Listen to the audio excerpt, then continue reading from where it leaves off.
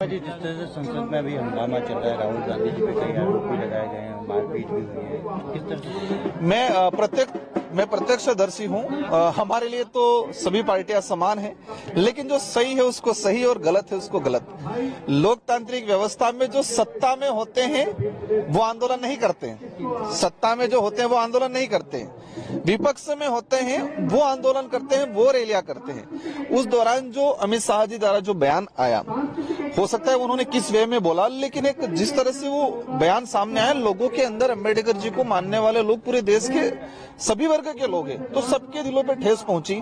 तो विपक्ष के लोगों ने, सारे लोगों ने मिलकर इसको कहा कि इनको आप क्षमा प्रार्थी कर लो। आज मैं सांसद, मेरे से कुछ गलतियां हो जाती तो मुझे क्षमा मांगने में क्या दिक्कत है। तो उस बात को लेके शांतिपूर्वक तरीके से सदन के अंदर प्रवेश कर रहे थे विपक्ष के लोग, हम सब भी साथ में थे। भाजपा के अचानक सारे सांसद आते हैं, आम सामने खड़े हो गए, अंदर प्रवेश नहीं करने, धक्का मुक्की होती है। और जो सांसद जो गिरे हैं वो हमारे साथी हैं, हमें भी तकलीफ है, उनको चोट पहुंची, लेकिन राहुल गांधी जी का वहां दूर दूर तक कोई संबंध नहीं था।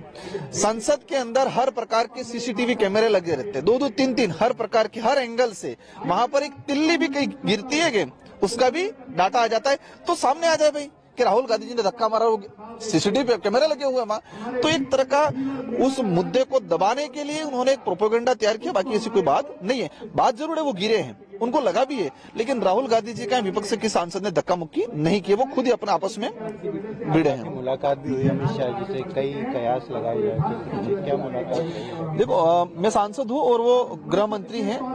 एक शांतिपूर्वक और शांतिपूर्वक क्या शानदार मुलाकात रही। हमने हमारे क्षेत्र की जो डिमांड है उनके सामने रखी है। मोदी जी से मुलाकात हुई, हमने हमारी जो डिमांड है, हम जिन मुद्दों पे काम करते हैं उनको कहा है कि आपकी सरकार है, अगर आप सच में देश हित में, आदिवासी समुदाय, दलित के हित में, पीड़ित के हित में सोचते हो कि इन मुद्दों पे काम करो।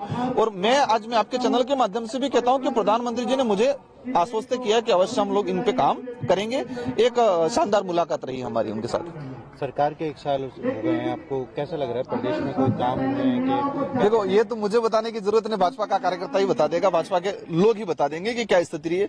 सच में कुछ रहा है, गड़बड़ रहा है, इसको स्वीकार कर रहे, भाजपा के लोग भी स्वीकार कर रहे हैं, हम लोग भी इसको मान रहे हैं कि जिस तरह से कि कॉम्बिनेशन नहीं बैठ रहा है, जो मिनिस्ट्री है उनमें कॉम्बिनेशन नहीं है, प्रशासनिक अधिकारी मजे मार रहे हैं, सरकार का कोई मतलब नहीं, सारे ब्यूरोक्रेसी सरकार चला रही है। तो एक तरह का जो पूरा सिस्टम बिगाड़ने का वर्तमान में काम हुआ है। आपकी पार्टी को किस तरफ आप देख रहे हैं, मतलब प्रदेश कार्यालय का? देखो, हमारे लिए एक सबसे बड़ी उपलब्धि है कि इतने कम समय में सबसे राजस्थान के अंदर तीसरी सबसे बड़ी पार्टी बन के उभरे। उसके लिए मैं आपके चैनल के माध्यम से मेरे क्षेत्र की जनता को, जिन्होंने 4 विधायक चुना के भेजे और मुझे चुना, मैं उनको धन्यवाद देना चाहूंगा। और हमें उम्मीद है कि हम इस इलाके के अंदर भी शानदार तरीके से भारत आदिवासी पार्टी का ग्रोथ होगा। गठबंधन को लेकर आपकी तो पार्टी? Thank you. स्पीकर सवाल उठाए थे, आपका भी कहना था कि ईवीएम में कहीं ना कहीं गड़बड़ी है, कोई नहीं बोला। इसको लेकर चुनाव आयोग भी गए, चुनाव आयोग ने साफ मना कर दिया है कि वीडियोग्राफी और पब्लिक नहीं मांगती। ईवीएम का जो इशू आ रहा है देश लेवल पे, उसको लेके विपक्ष खुद असमंजस में था। पहले आपको ध्यान होगा 2023 का जो रिजल्ट आया, उस दौरान कांग्रेस के कुछ नेताओं ने कहा था ईवीएम में गड़बड़ी है। उसी दौरान कांग्रेस के वरिष्ठ लोगों ने उस समय उसको खंडन किया था उस बात का, और जिसने ये बयान दिया था उसके खिलाफ बोले थे। लेकिन आज देश लेवल पे विपक्ष मजबूत पार्टी के रूप में कांग्रेस आज उठा रही है इस बात को, और हम लोगों ने भी देखा है। तो आज एहसास हुआ है कांग्रेस के लीडरों को कि ईवीएम में गड़बड़ है। और हम जहां तक मानते हैं, एक मशीनरी सिस्टम, इतने डेवलप देश बैलेट पेपर से चुनाव करा रहे हैं और मशीनरी चीजें हैंग हो सकती है, इसको नजरअंदाज कोई नहीं कर सकता।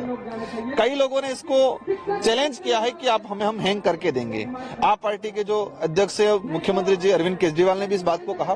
तो सच में ईवीएम में कुछ न कुछ गड़बड़ी है, तो बैलेट पेपर से कराने में क्या दिक्कत है। तो उसको लेकर देश लेवल पे मुहिम छेड़ रही है और हमारी पार्टी भी इस मुहिम के साथ है। विधायक जी से, विधायक जी को संभालो, ये जयपुर ये संभालेंगे।